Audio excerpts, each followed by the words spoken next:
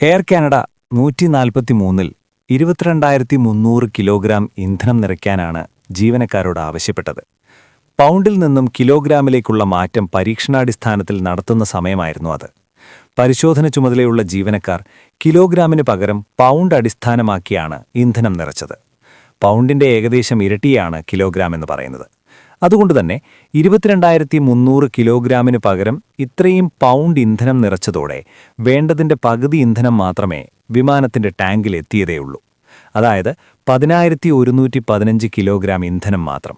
മലയാളത്തിലെ ഏറ്റവും മികച്ച കഥകളും വ്യത്യസ്തമായിട്ടുള്ള അറിവുകളും ലഭിക്കാൻ ഇപ്പോൾ തന്നെ ചാനൽ സബ്സ്ക്രൈബ് ചെയ്ത് ഞങ്ങളുടെ യൂട്യൂബ് ചാനൽ സന്ദർശിക്കും. തുടർന്ന് പരിശോധനകൾക്ക് ശേഷം വിമാനത്തിന്റെ അടുത്ത യാത്ര ജൂലൈ 23-ന് എഡ്മണ്ടനിലേക്കായിരുന്നു.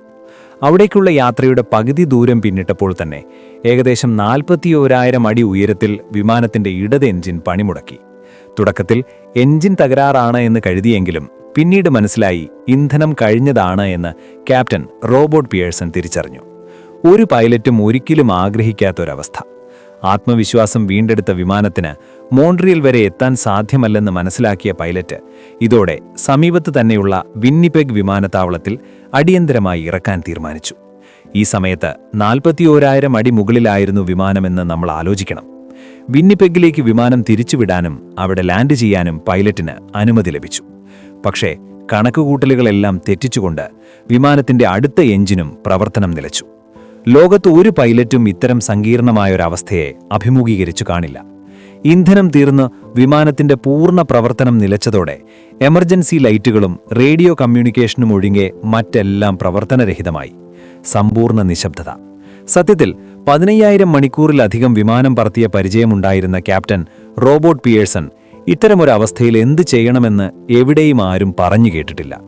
വിമാനം അടിയന്തര ഘട്ടം നേരിട്ടാൽ എന്ത് ചെയ്യണമെന്ന് പറയുന്ന എമർജൻസി ബുക്കിൽ പോലും ഈ ഒരു അവസ്ഥയെക്കുറിച്ച് പരാമർശിച്ചിട്ടില്ല. ഇതോടെ ക്യാപ്റ്റനും സഹപൈലറ്റും തങ്ങളുടെ യുക്തി ഉപയോഗിച്ച് ഒരു ഭാഗ്യപരീക്ഷണത്തിന് തയ്യാറായി. വിമാനത്തിന് പുറമെ ഗ്ലൈഡർ കൂടി പറത്തി മികച്ച പരിചയം റോബോട്ട് പിയേഴ്സനുണ്ടായിരുന്നു. അതുകൊണ്ടുതന്നെ മറ്റെല്ലാ മാർഗങ്ങളും അടഞ്ഞപ്പോൾ വായുവിന്റെ സഹായത്തോടെ ഗ്ലൈഡ് ചെയ്ത് വിമാനം താഴെ ഇറക്കാനായിരുന്നു തീരുമാനം. അതീവ അപകടം പിടിച്ച തീരുമാനമാണെങ്കിലും ഇതല്ലാതെ വേറെ ഒരു വഴിയും ഇവരുടെ മുന്നിലുണ്ടായിരുന്നില്ല. പക്ഷേ മറ്റൊരു പ്രതിസന്ധി ഉടലെടുത്തു. അതിവേഗം താഴുന്ന വിമാനം വിന്നിപെഗ് വിമാനത്താവളം വരെ എത്തുമോ എന്ന കാര്യം സംശയമാണ്. ഇതോടെയാണ് സമീപത്ത് തന്നെയുള്ള ഉപേക്ഷിക്കപ്പെട്ട ഗിംലി നാദിക വിമാനത്താവളം ലാൻഡിങ്ങിന് ഉപയോഗിക്കാൻ തീരുമാനിച്ചത്.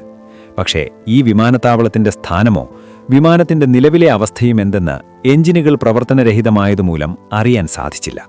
നാവികസേനാ ഓഫീസറായിരുന്നപ്പോൾ ഗിംലി വിമാനത്താവളത്തിൽ നിന്നും വിമാനം പറത്തിയ പരിചയം മൂലം എയർപോർട്ടിന്റെ ലൊക്കേഷൻ പിയേഴ്സൺ ഏകദേശം ഊഹിച്ചെടുത്തു. ഇനിയാണ് പ്രതിസന്ധികളുടെ ഘോഷയാത്ര. ഇതുവരെ കണ്ടതെല്ലാം ഇന്റർവെല്ലിന് മുമ്പുള്ള ട്വിസ്റ്റുകളായിരുന്നു എന്ന് പിയേഴ്സനും കിൻഡലിനും ബോധ്യപ്പെട്ടത് പിന്നീടായിരുന്നു. കാരണം പിന്നീടങ്ങോട്ട് സംഭവിച്ചത് ആരും വിശ്വസിക്കാൻ തയ്യാറാവില്ല. മണിക്കൂറിലേതാണ്ട് 250 മൈലായിരുന്നു വിമാനത്തിന്റെ ഗ്ലൈഡിംഗ് വേഗം. വിമാനത്തിന്റെ 3 വീലുകളും ഇതിനകം തന്നെ ലാൻഡിങ്ങിന് തയ്യാറായിരിക്കുന്നു. ഒപ്പം വേഗം നിയന്ത്രിക്കാൻ ഉപയോഗിച്ചത് വിമാനത്തിന്റെ ചിറകിന്റെ പുറകിലുള്ള വിൻഡേർഡ് ടർബൈനായിരുന്നു. ഇതിൽ മുൻവശത്തെ വീലിലായിരുന്നു ആദ്യ പ്രതിസന്ധി ഉണ്ടായിരുന്നത്. ഉറച്ചു നിൽക്കാതെ മുന്നോട്ടും പിന്നോട്ടും ആടിക്കൊണ്ടിരുന്ന വീലുപയോഗിച്ച് ലാൻഡിംഗ് സാധ്യമല്ലെന്ന് ക്യാപ്റ്റൻ വൈകാതെ മനസ്സിലാക്കി. ഇതോടൊപ്പം വിൻഡേർഡ് ടർബൈൻ താഴേക്ക് കൂടുതലെത്തി വേഗം കുറയുന്നതോടെ പ്രവർത്തനം അവസാനിപ്പിക്കും. വലിയ പ്രതിസന്ധി.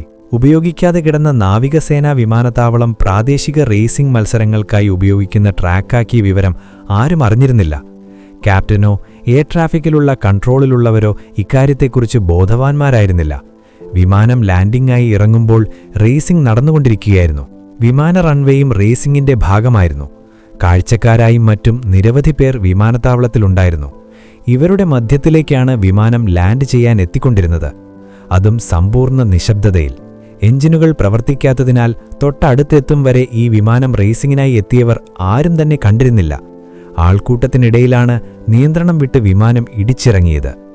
പക്ഷേ അത്ഭുതകരമായി സംഭവിച്ച 2 കാര്യങ്ങളാണ് ഒരു വലിയ ദുരന്തം സംഭവിക്കുമായിരുന്ന ഈ ലാൻഡിങ്ങിനെ ഏതാണ്ട് പൂർണ്ണമായും സുരക്ഷിതമാക്കി മാറ്റിയത്. 2 അത്ഭുതങ്ങൾ എന്താണെന്ന് പറയാം. ഒന്നാമതായി മുൻവശത്തെ വീൽ ലാൻഡിംഗ് സമയത്തെ ശക്തി മൂലം തിരികെ ഉള്ളിലേക്ക് തന്നെ പോയി എന്നുള്ളതാണ്. ഇത് വിമാനത്തിന്റെ മുൻഭാഗം നിലത്തുരഞ്ഞ് വേഗം നിയന്ത്രിക്കുന്നതിന് സഹായിച്ചു. മാത്രമല്ല ഇടിച്ച ശേഷം വിമാനത്തിന്റെ മുൻഭാഗം ഉയർന്നത് തുടർച്ചയായുള്ള ഉരസൽ ഒഴിവാക്കി തീ പിടിക്കുന്നതിന് തടയുകയും ചെയ്തു. കൂടാതെ പിൻവീലുകളിലെ ശക്തിയായി അമർത്തിയ പിയേഴ്സിന്റെ തീരുമാനവും ഗുണം ചെയ്തു. ഇത് വിമാനത്തിന്റെ ബാലൻസ് നഷ്ടപ്പെടാതിരിക്കാൻ സഹായിച്ചു. അതുകൊണ്ടുതന്നെ റൺവേക്ക് ഇരുവശവും റേസിംഗ് കാണാൻ തടിച്ചുകൂടിയവരുടെ നേരെ വിമാനം ഇടിച്ചു കയറിയതുമില്ല. ഉരസലിന്റെ ഭാഗമായി വിമാനത്തിന്റെ മുൻഭാഗം നേരിയ തോതിൽ തീ പടർന്ന് കോക്പിറ്റിൽ പുകയെത്തിയെങ്കിലും അത് വേഗത്തിൽ തന്നെ അണയുകയും ചെയ്തു. കൂടാതെ വളരെ വേഗത്തിൽ എമർജൻസി വാതിൽ വഴി യാത്രക്കാരെ പുറത്തിറക്കുകയും ചെയ്തു. യാത്രക്കാർക്കും ജീവനക്കാർക്കും സാരമായ പരിക്കും ഈ അപകടത്തിൽ സംഭവിച്ചില്ല എന്നത് ആശ്വാസകരമായിരുന്നു. എന്നാൽ പൈലറ്റിനും കോ പൈലറ്റിനും പിന്നീടുള്ള കാര്യങ്ങൾ അത്ര എളുപ്പമായിരുന്നില്ല. വിമാനത്തിന്റെ ടേക്ക് ഓഫിനു മുമ്പേ ഇന്ധനം ശ്രദ്ധിക്കാതിരുന്നതിനെ അശ്രദ്ധയുടെ പേരിൽ ക്യാപ്റ്റൻ പിയേഴ്സിനെ അനിശ്ചിതകാലത്തേക്കും സഹപൈലറ്റ് കിൻഡലിനെയും 6 മാസത്തേക്കും സസ്പെൻഡ് ചെയ്തു. പക്ഷേ ഇവർ അപ്പീൽ നൽകി തങ്ങളുടെ ജോലി തിരികെ വാങ്ങി എന്ന് മാത്രമല്ല, പിന്നീടുള്ള സർവീസിൽ ഏതാണ്ട് 7000ഓളം മണിക്കൂറിലധികം പിയേഴ്സ് വിമാനം പറത്തുകയും ചെയ്തു. അപകടം നടന്ന 3 ദിവസത്തിനു ശേഷം അറ്റകുറ്റപ്പണികൾ പൂർത്തിയാക്കി എയർ കാനഡ 143 തിരിച്ചെത്തുകയും ചെയ്തു. 25 വർഷങ്ങൾക്ക് ശേഷമാണ് 2008ലാണ് ഈ വിമാനം സേവനം അവസാനിപ്പിച്ചത്. 2014ൽ പൊളിച്ചു വിൽക്കുകയും ചെയ്തു. ഏതായാലും ലോകത്തുള്ള എല്ലാ പൈലറ്റുമാർക്കുമുള്ള ഒരു പാഠമാണ് 143യുടേത്. മലയാളത്തിലെ ഏറ്റവും മികച്ച കഥകളും വ്യത്യസ്തമായിട്ടുള്ള അറിവുകളും ലഭിക്കാൻ ഇപ്പോൾ തന്നെ ചാനൽ സബ്സ്ക്രൈബ് ചെയ്ത് ഞങ്ങളുടെ യൂട്യൂബ് ചാനൽ സന്ദർശിക്കൂ. One Story FM, Audio Stories Entertainment. Subscribe now.